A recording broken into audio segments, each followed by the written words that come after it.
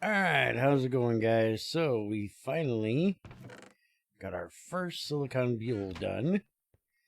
So now we can make ourselves a solar panel. So let's go get this done. All we need to do is take this and throw it in here. That'll cut it into 4 plates. And that is what we actually need for the solar panel, not the regular ones we tried last time.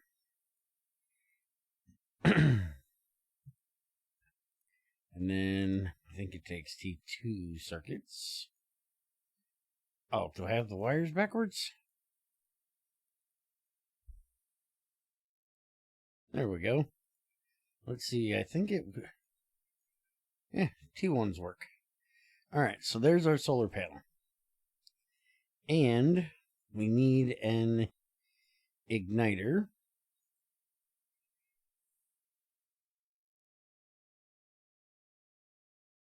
And we talked about this last time.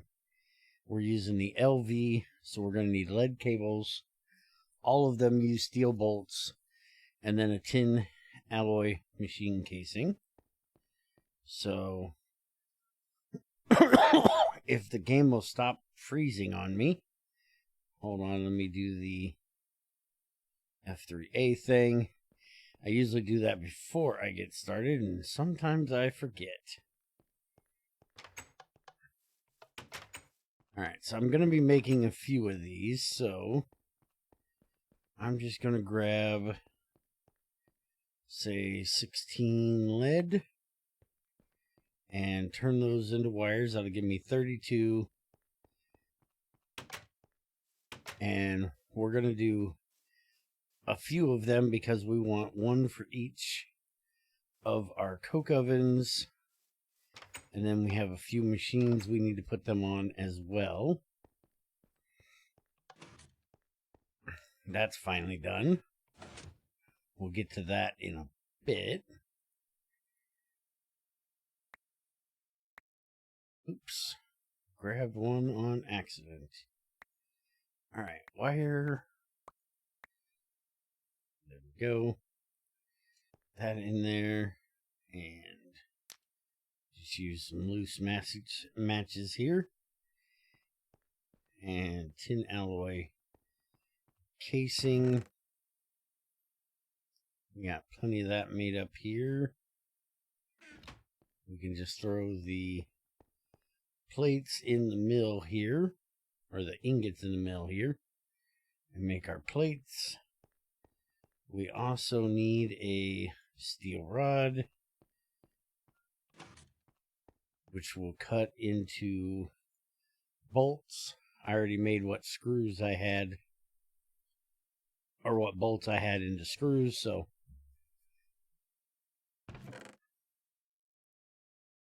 take 2 of those, and then we need 2 of these, and 2 of these.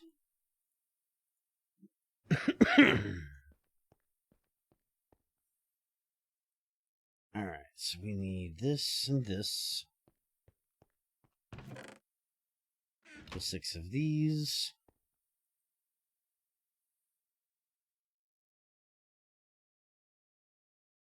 And there's our casing. Then we need the 2 wires, the 2 bolts, and a wrench. And there is our igniter. So, with the igniter, this is your lighting surface. Everything else allows power in. This is where the fun happens. And with the solar panel, you have that face right there, which is its output. And that's it. So, this is very simple. If it is daytime, which this will work at night at like 1 or 2 EU. I think it's 1. And the first thing we want to use this for is to ignite a burning box. And we're going to have a sensor on here that'll tell it when to turn it on. So we're going to have to change this.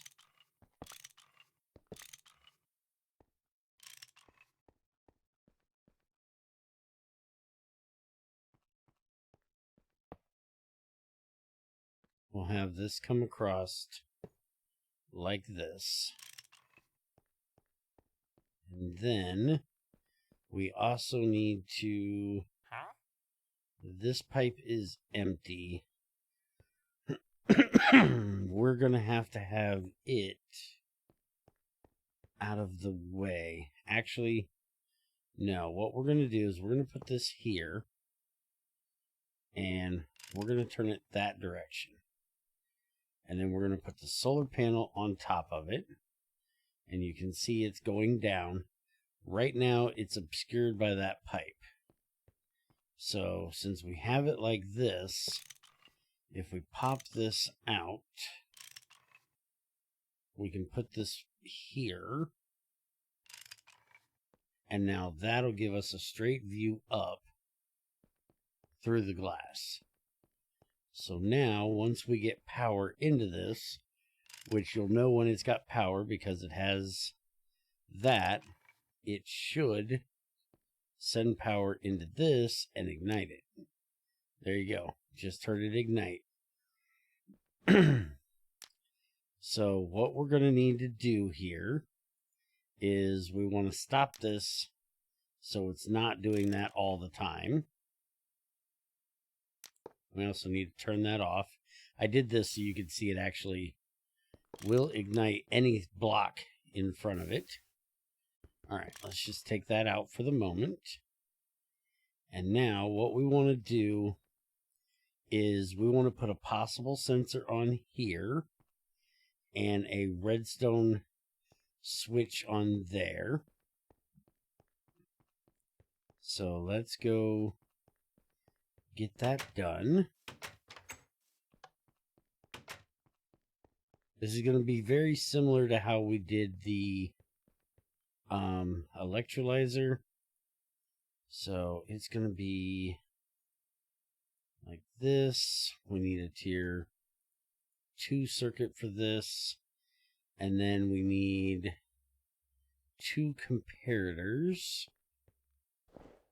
So we need 6 of these.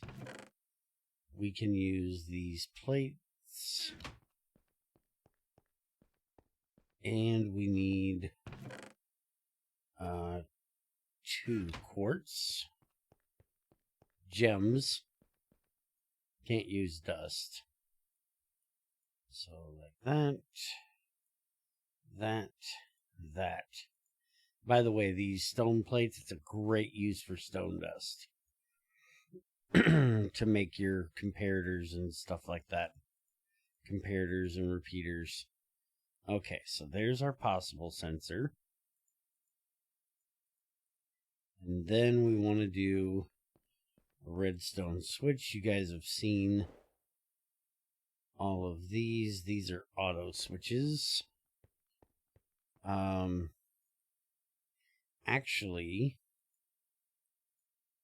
we're going to use one of those as well. That. Alright. So, the only other thing we're going to need is some blank covers and some cables. So we can make the acceptors, emitters, that kind of stuff. We're not going to need 6, but take them with us so we have plenty.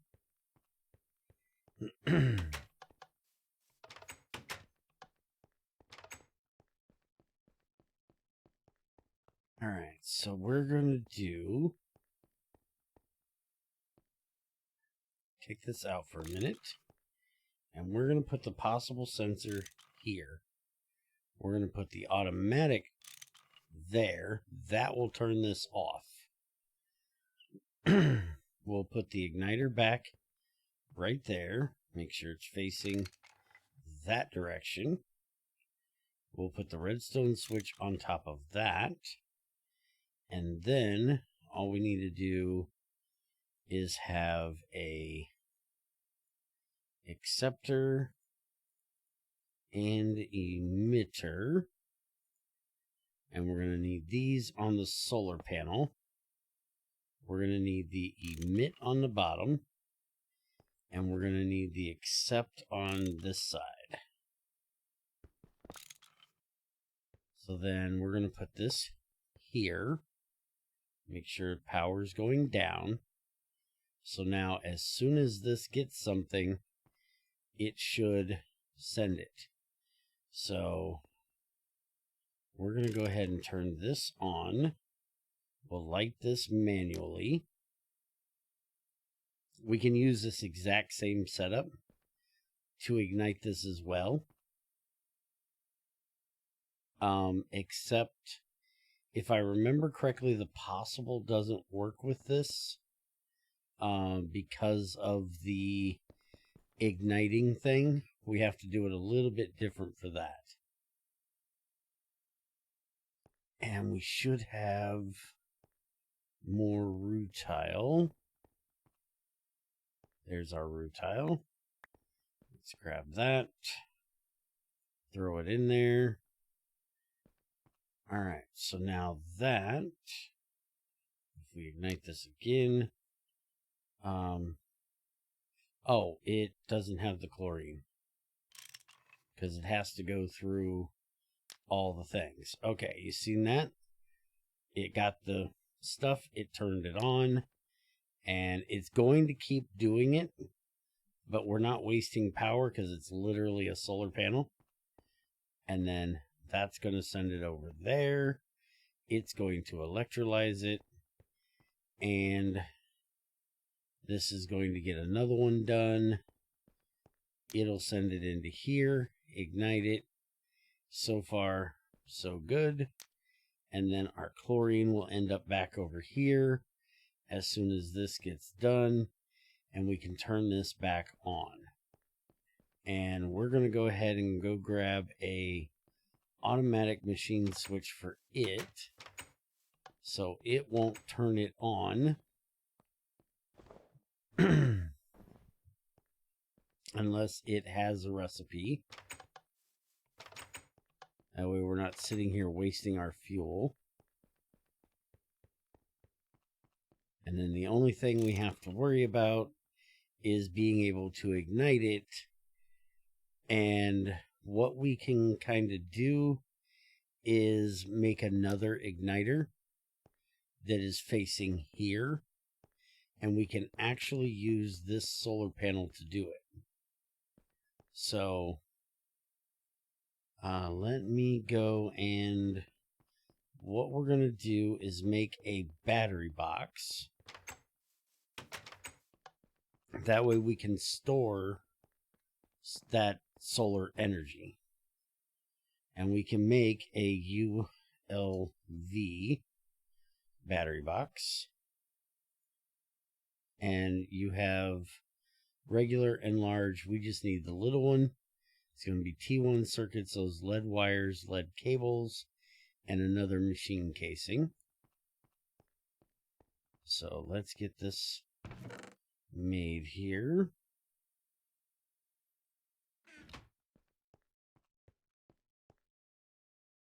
Is in here. We'll grab 6 of our wires. 2 need to be covered. There we go. Grab our plates. And put this together. Like so. And then this goes down here. These go here. The tier 1s go down there. You can use tier 2s, but why waste the tier 2s when we have the tier 1s? there is our battery box. Now, what we're going to need is a ULV battery, and we have all kinds of them. But right now, we're just going to start with lead acid. We need battery alloy, an empty cell, another cable, and a wire cutter. And for this, we just need sulfuric acid, and it's going to fill that empty cell. You can do it in a canning machine, but we can actually do it another way. So for this, we need lead foil and a curved battery alloy. Now, I'll actually throw a bunch of it in there and get it made up. But for today, we'll just hand make it. And yeah, I thought this thing would be ready to go.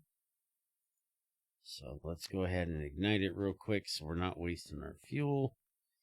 And we'll grab another 16 lead. It's a 4-to-1 recipe for this. So now we need antimony. So 4-to-1, that means we need 4 of them. So we'll grab 4 of these.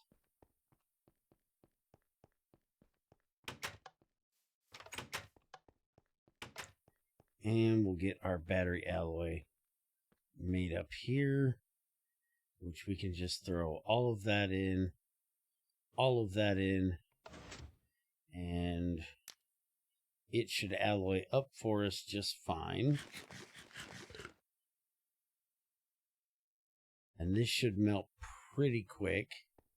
We also need lead foil, which we can just take this lead ingot, which I luckily had sitting there, throw it in there, throw it in there, and there's our 4 foil.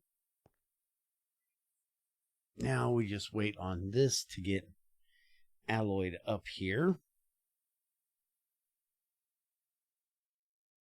which shouldn't take too awful long. Antimony is a little bit higher than lead. Lead is dense, so it does take a little bit longer, but its melting temperature is only 600.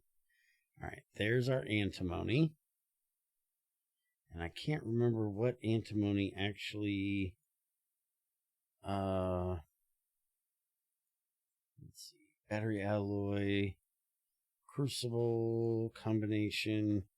660 is where it needs to be. And we're going to have a little bit of extra battery or antimony in there. And it's going to be on the top because it's not as dense as the battery alloy is. So the battery alloy will come out. That should be well hot enough that it'll have enough residual heat once we get these first 4 plates out of here. There we go. You've seen it change. That has changed all of the rest of it. Now we need to do a curved one of these. And then for the battery, we need a regular. So there's that. I'm going to go ahead and set this to auto pour. Let it pour the rest of that out of there for me. And if I have to heat it up a little bit, I will later. So now we need our curved one, which I must have grabbed and I'm blind. So there's that. Around the outside, like so. And it needs a hammer and a cutter. So we'll just use our pocket tool that I put in my bag for our cutter, and there we go. Now we need to fill this with sulfuric acid. So what we're going to do is we're going to use a tap, which I should have right here. And we're going to stick this out here on our sulfuric acid tank. And ploop. Wait a minute. Yeah, it says doesn't require canning machine. There should definitely be some sulfuric acid in here, right? Oh, no, there isn't. That's why it's not working. Okay, so this is a good time to bring up the other thing that I was doing during the live stream the other day. Yeah, you're out there. Let me go grab the rest of these pipes so I can show you what it was and we can get it finished. A whole bunch of huge steel pipes. These things cost 12 steel per pipe. This was quite expensive. And you will notice out here we have a plastic pipe, a huge plastic pipe with a drain on it. So this is collecting us water, which we have running through this little hole here and going to our tank. Let's get rid of this jerk. Thank you. Alright, so we come down here and our pipe actually ends there, and then we have a huge steel pipe coming down there.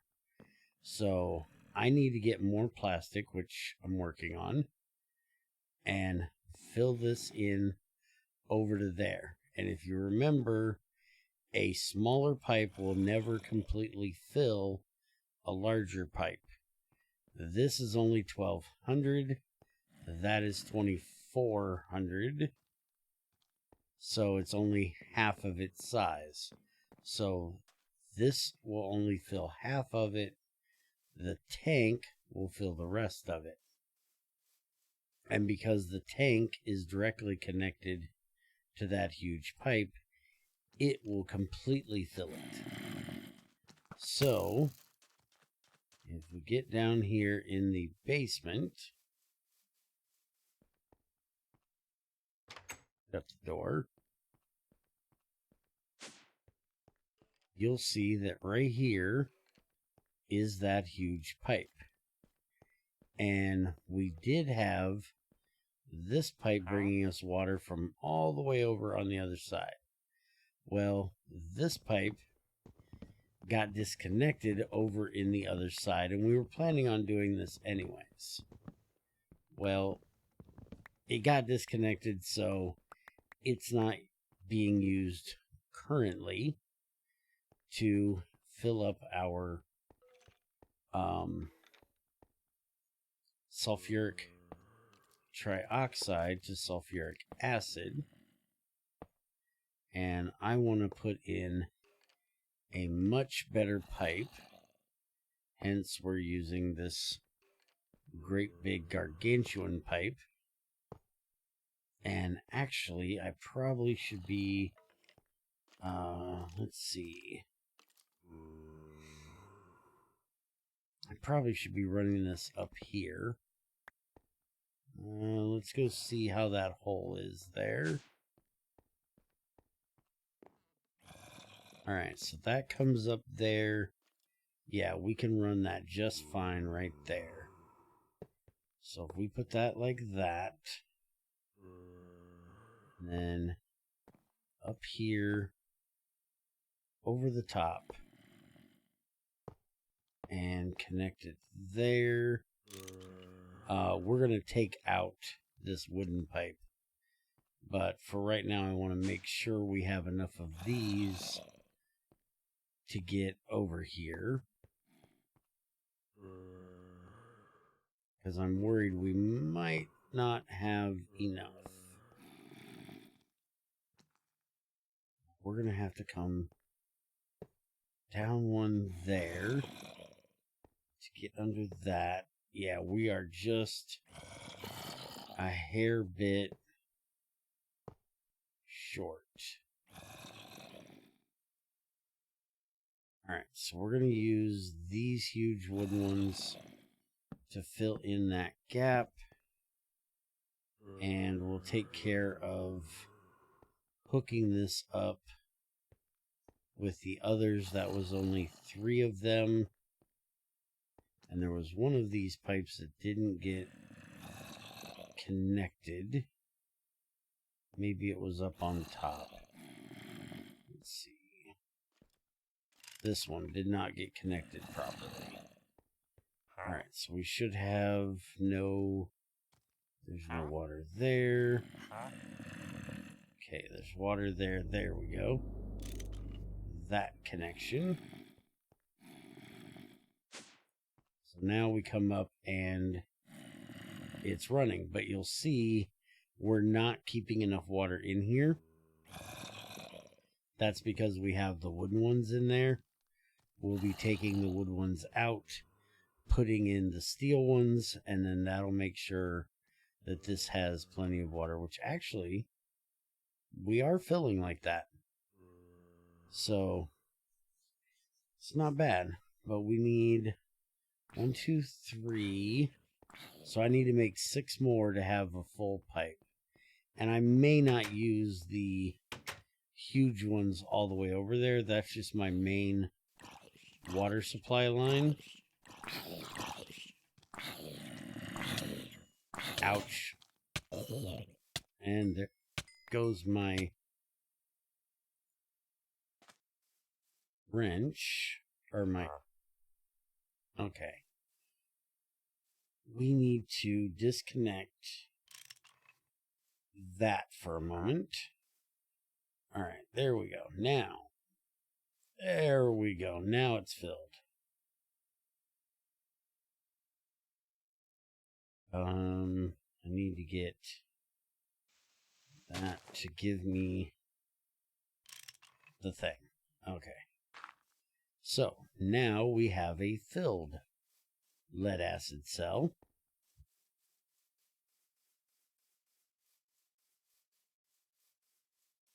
And you can do this with any of the cells, even all the way up here to the lithium manganese battery that needs to be filled with hydrogen fluoride. It can be done as well. Any of the fluids that go in these cells, you can use those taps or gas nozzles, depending on if it's a liquid or a fluid. So, battery alloy.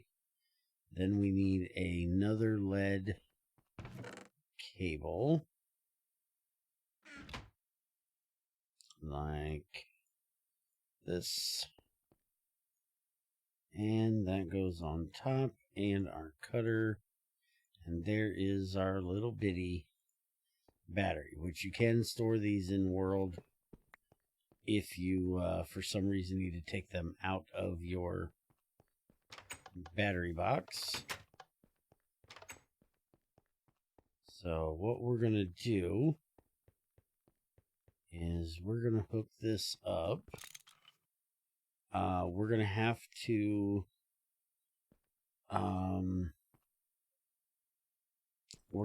change the way we did this, but we can do this needs to go up one higher. We're going to put this here and then direct it down like that. We'll put the battery in here, and then we'll put the solar panel on top of that. But we need to pop off our parts here. Where is my... might be over in the other bag. Let me go check the other bag. I usually use it with my redstone stuff, so it's probably, yep, right there. And we're gonna grab another cable real quick.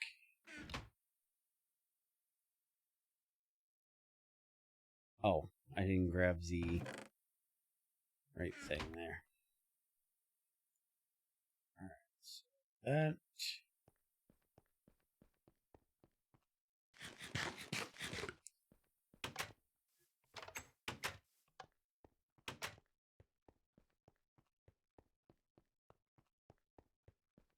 And I need this and that. And now we can take our solar panel and put it up on top. And you'll see it is charging because the red light is blinking. So there is an internal buffer in these battery boxes that will fill first. But you can tell that it is charging because the green light is on the battery and the thing is blinking. So it is charging. It's just in filling up the internal battery first. And then it'll fill up the actual battery. The buffer has a set amount that it holds. That way it's easier on lag. And it's not trying to put that little bit in the battery every time. And same for sending it out. So now you will notice on the battery here, it says size up to 16. So it can only put out 16 EU. So we could use a tin cable, but we're going to use lead. And we're going to connect that there. We're going to put the accept cover there. We're going to take and put the emit cover there.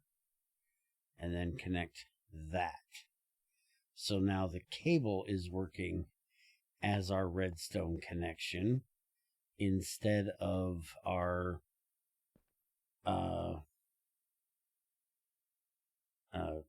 solar panel. But you'll see if we turn this back on a minute, fire it up, and we're going to disconnect it again until we get this part connected, because we're going to have to make another igniter to put there to ignite that, and that may take a little bit more work. I will work on this part of it in a live stream to get it all worked out on how we're going to do it. But you'll see that's going to kick out our fluid, which is going to come back here, mix with our magnesium, and then that will kick out the magnesium chloride, which will pop in here. And when it does, it'll turn on because the igniter will turn it on. The auto switch will turn it back off as soon as it's done. This thing, like I said, is going to keep trying. Whenever it's got a possible recipe, it's going to ignite it. But you can see we're fine on power. It'll have plenty from that one solar panel to run both of these igniters.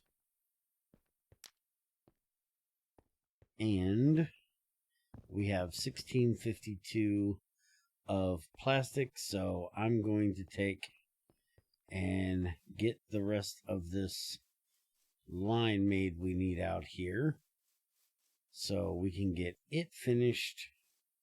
And I'll make those steel things, and we'll probably have another live stream on Saturday.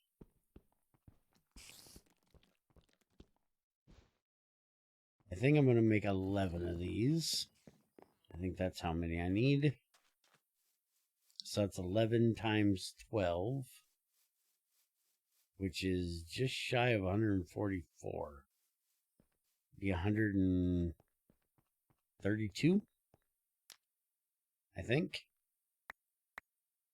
We'll start with 128.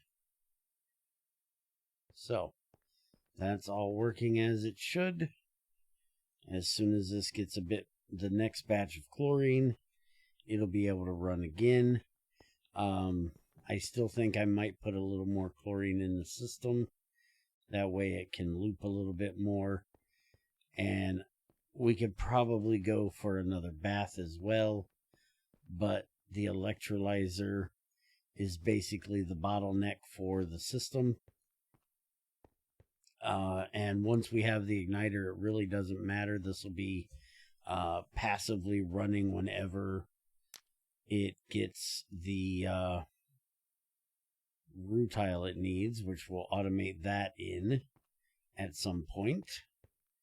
And so whenever we drop off our rutile ore, it'll go through the system and then out into here, and we'll end up with our titanium right there, which that will then be sent over here and added to our wall. So hopefully you guys enjoyed that little bit of early battery work and igniters. On Saturday we'll make a bunch more of these igniters, and we'll probably do almost an identical setup as that over here on the coke ovens, so that whenever it is possible to run the coke ovens, it'll automatically ignite both of them. And again, we'll use just one solar panel for both. And then we also want to do one out here, so it'll turn on our distillation tower automatically. We also need to set one up over here for our tantalum. That way it can automatically ignite our burning box here for this smelter. We won't be able to use the auto shut off here. We'll have to use a piston for this one, because the auto shut off does not work for gas. It only works for gas. It doesn't work for liquid burning boxes. So we'll have to do something a little bit different for that.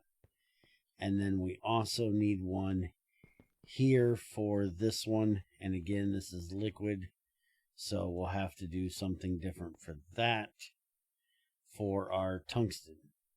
But we've got all of the tungsten in there we can do until we process up some more. And you'll see we've got all kinds of this running through, making us hydrochloric acid. So over here we should be making more hydrogen. Let's go take a look here. This should be oh, it's got that one thing of water in there, and that's holding it from working. I got to get that out of there. I messed up and had a water line connected to the back and didn't realize it. So all I got to do for that is grab our tap and get a drum, which these should be empty. So I was actually electrolyzing distilled water, because that's what was hooked up. There we go. So now the water's out, that can run, and that'll get us more hydrogen so we can run the rest of our tungsten stuff. And then I can throw this 1 whole liter up here, and that'll put it back in there. And that's another thing that we also need to get set up, is checking the tank to see what level it is at and turning our dryer on and off accordingly. That way we don't have to worry about turning the dryer on and turning the dryer off. It'll turn on when it can, it'll turn off when it isn't needed anymore. Alright, so that's going to be it for today, and I will see you guys next time.